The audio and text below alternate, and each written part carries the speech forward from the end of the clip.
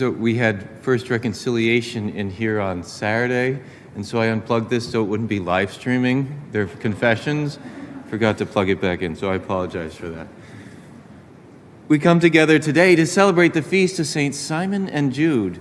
We don't know a whole lot about either of these saints, and yet, as we heard in the gospel, Jesus spent the night in prayer, and God the Father shared with him the 12 he wanted. He chose these two to be foundation stones for the church. You know, I can imagine as they're going through their lives, they're saying, well, they're the lesser of the two, you know, in terms of being remembered. Who's the Simon that we remember? Simon Peter. Who's the Jude we remember? Judas Iscariot, who betrayed Jesus. And then we have, the other Jude, the other Simon. And yet, each of them chose to follow Jesus. And sometimes we can feel like we're in the shadow of people greater than ourselves. We can look at other people's talents and say, well, that person's got so much more than I do. They're so much better at this or that or the other thing. And yet, the Lord has chosen you. He's called you to follow him. And you are unique.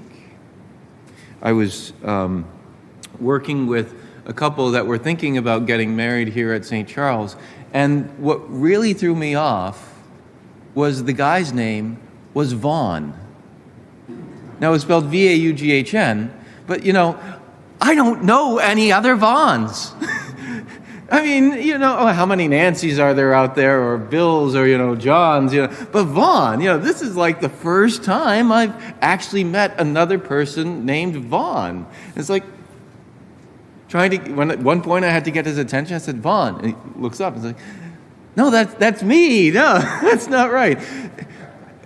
And it kind of threw me off.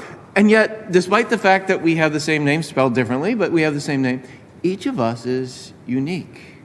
We reflect a different aspect of the infinite greatness, glory, beauty of God. He's chosen you. He's chosen me to be his beloved sons and daughters, to follow him. And there is no one else in the world who can live holiness in the same way that you can. You can't be a Saint Therese of Lisieux. You can't be a Saint John of the Cross. You can't be a Saint John Paul II. You can't be a Saint Maximilian, a Saint Rose of Lima. Why? Because you're not any of those people. God has a specific niche of holiness, a way of proclaiming the greatness of the Lord, of shining the glory of God into the world through you that no one else can do. And when we look at Simon and Jude, we don't know much about what they did or who they are or their backstory or anything, although if you watch The Chosen, you get to hear a little bit about those things, and it's kind of neat what they come up with. But we don't know anything really about them. And yet, they're foundation stones of the church. They revealed to the people around them an aspect of God's love for the world that no one else had seen before, no one else will see again. It's an invitation for us to recognize, even in our mediocrity so often, God has chosen each of us to recognize when we look in the mirror, I am made in the image and likeness of God. I am beloved. I am unique.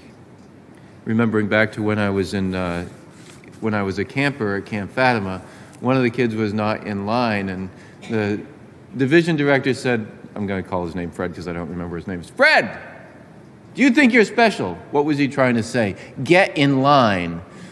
He didn't understand what he was asking. He says, yes, I do think I'm special.